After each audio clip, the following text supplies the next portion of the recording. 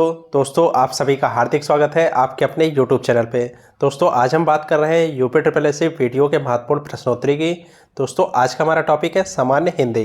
तो बिना किसी देरी के स्टार्ट करते हैं क्वेश्चन नंबर 1 से। क्वेश्चन नंबर 1, दिए गए गद्यांश को पढ़कर प्रश्न संख्या 1 से 4 तक सही उत्तर दीजिए।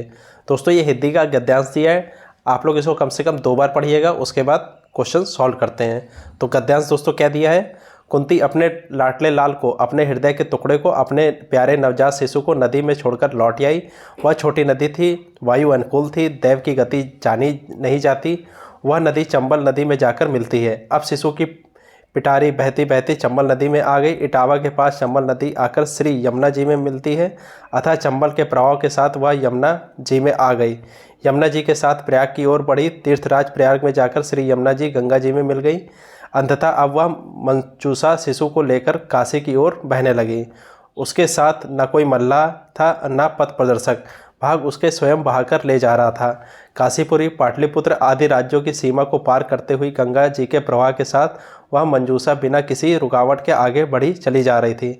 आगे चलकर वह अंग देश की सीमा में पहुंची। अब मानो उसकी यात्रा समाप्त होगी। उसी समय चंपा नगरी के राजा अधिराज अपनी स्त्री राधा और सेवकों के सहित गंगा स्नान करने आए थे। उन्होंने दूर से इस सुंदर सी पेटी को जाह्नवी की लहरों के साथ क्रीड़ा करते हुए देखा। अंत में उन्होंने अपने सेवकों को आज्ञा दी कि वे सामने यह मंजूषा बहती आ रही है, उसे पकड़ लाओ। तो दोस्तों पहला क्वेश्चन क्या है, चंपा नगरी के राजा किसके साथ गंगा स्नान करने आए थे। तो दोस्तों किसके साथ आए थे, ये आए थे अपनी पत्नी राधा और सेवक के साथ। आंसर क्या हो जाएगा, ऑप्शन संख्या टी। और चंपा नगरी के राजा कौन थे, अधिराज। अगले क्वेश्चन की बात करते हैं, क्वेश्चन संख्या 2, कुंती अपने नवजात सुकुमार शिशु को कहाँ छोड़कर आई थी।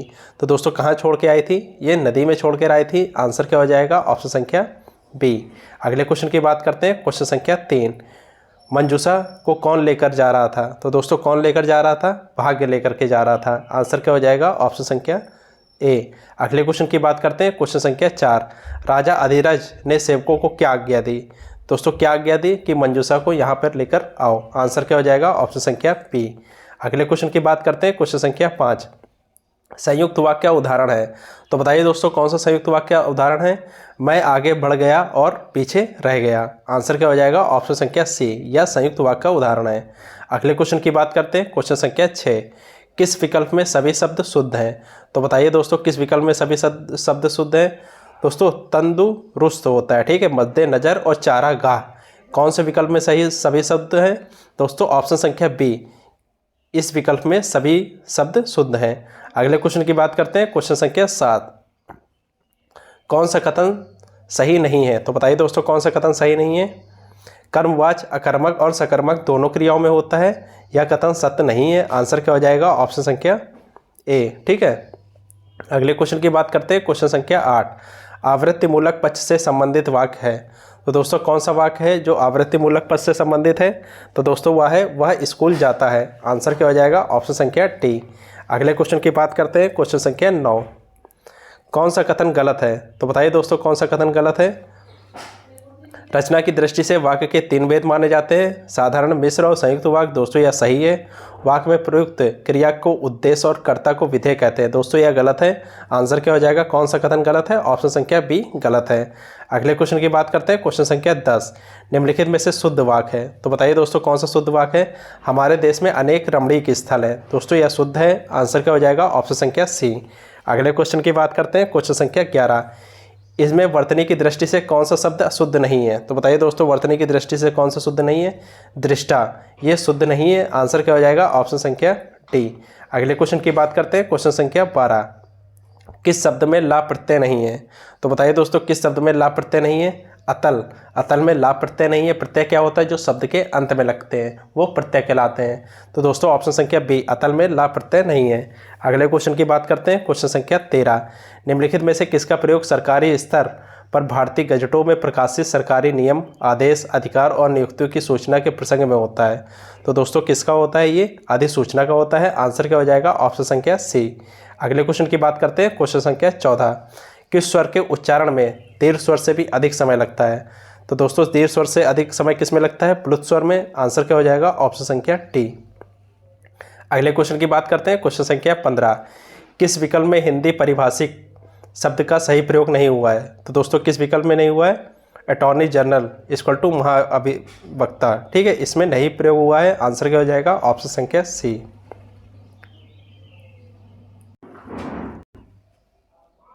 अगले क्वेश्चन की बात करते हैं। क्वेश्चन संख्या 16, किस विकल्प में लोकोक्ति का भावार्थ असंगत है? तो बताइए दोस्तों किस विकल्प में असंगत है?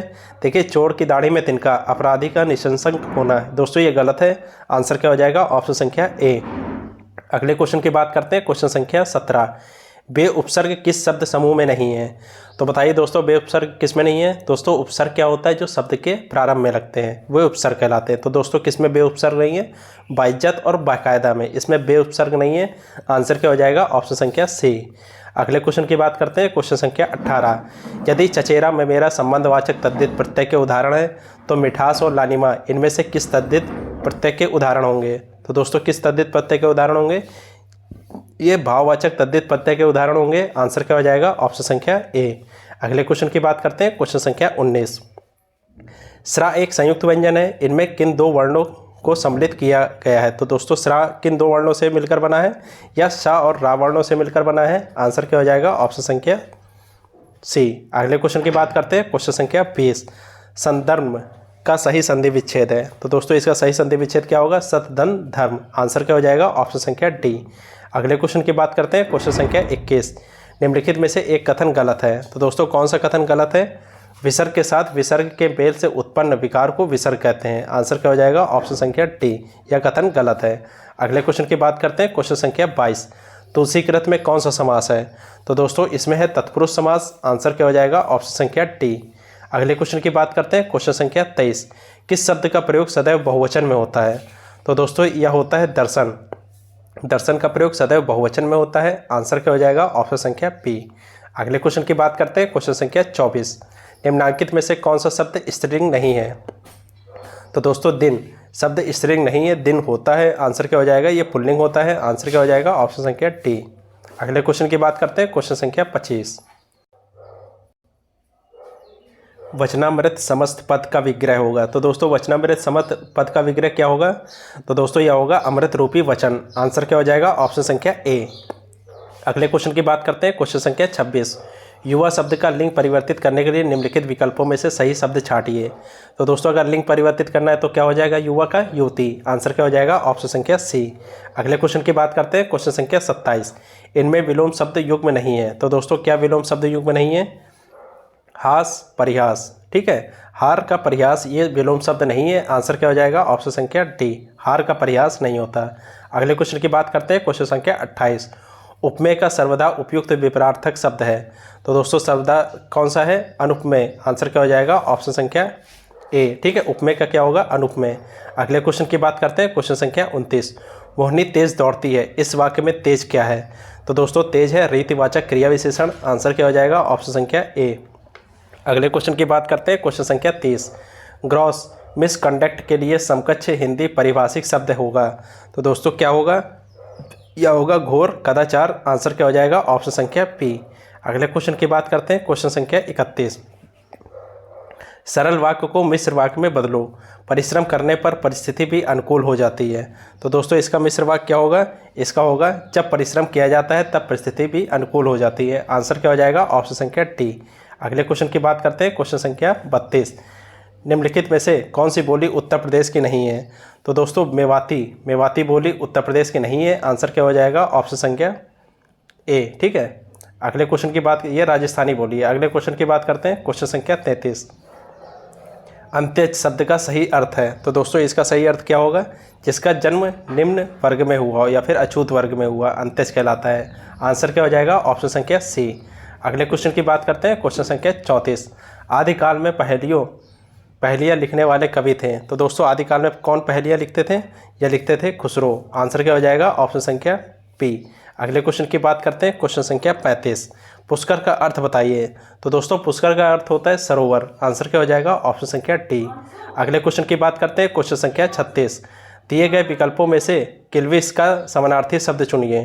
तो दोस्तों किल्विश का समानार्थी शब्द क्या होगा? पाप। आंसर क्या हो जाएगा? ऑप्शन संख्या बी, किल्विश शक्तिमान वाला, ठीक है, पाप करता था, तो इसका समानार्थी पाप। अगले क्वेश्चन की बात करते हैं, क्वेश्चन संख्या 37। जल प्राण पुत्र किस शब्द का अनेकार्थी शब्द है?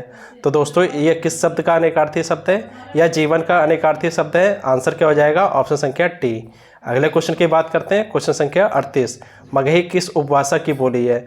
तो दोस्तों मगही है बिहारी उपभाषा की बोली। आंसर क्या हो जाएगा? ऑप्शन संख्या डी। अगले क्वेश्चन की बात करते हैं, क्वेश्चन संख्या 39। औदार्यदाता शब्द के लिए एक वाक्य है। तो दोस्तों इसके लिए एक वाक्य क्या है? जो शब्द कुछ उदारता से देना चाहता हो, अदोदारता कहलाता है। आंसर क्या हो जाएगा? ऑप्शन संख्या बी। अगले क्वेश्चन की बात करते हैं, क्वेश्चन संख्या 40। हरी घास पर क्षण भर किस कवि का काव्य संग्रह है? तो दोस्तों यह है अज्ञेय का। आंसर क्या हो जाएगा? ऑप्शन संख्या ए। अगले क्वेश्चन की बात करते हैं, क्वेश्चन संख्या 41। निम्नलिखित में से तद्भव शब्द है। तो दोस्तों तद्भव क्या होता है? जो संस्कृत भाषा से हिंदी भाषा में आ जाते हैं तद्भव कहलाते हैं। तो दोस्तों तद्भव शब्द कौन सा होगा? यह होगा 14। आंसर क्या हो जाएगा? ऑप्शन संख्या डी। अगले क्वेश्चन की बात करते हैं, क्वेश्चन संख्या 42। स्वर्ण शब्द है। तो दोस्तों स्वर्ण शब्द कैसा है? यह तत्सम शब्द है। इसको तद्भव में क्या बोलते हैं? सोना बोलते हैं। आंसर क्या हो जाएगा? ऑप्शन संख्या ए। स्वर्ण शब्द तत्सम शब्द है। अगले क्वेश्चन की बात करते हैं, क्वेश्चन संख्या 43। वह कार मेरी है, इस वाक्य में कौन सा कारक है? तो दोस्तों वह कार मेरी है, इस वाक्य में है संबंध कारक। संबंध बता रहा है ना, वह कार मेरी है, मतलब वो जो कार है वो मेरी है। संबंध बता रहा तो संबंधवाचक कारक है। आंसर क्या हो जाएगा? ऑप्शन संख्या बी। अगले क्वेश्चन की बात करते हैं, क्वेश्चन संख्या 44। क्रिया चुनिए। अखिल घर के आंगन में खेलता है। तो दोस्तों इसमें क्रिया कौन सी है?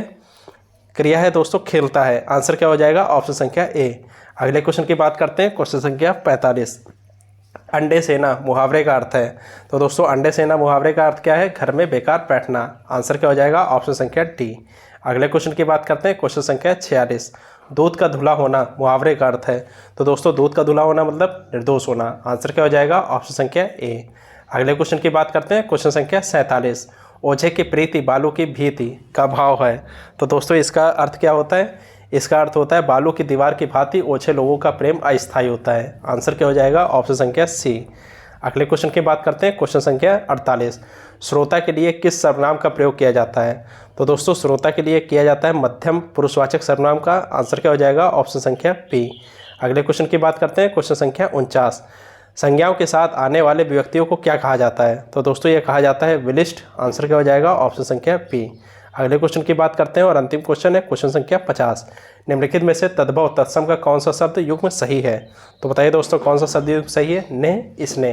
आंसर क्या हो जाएगा? ऑप्शन संख्या बी।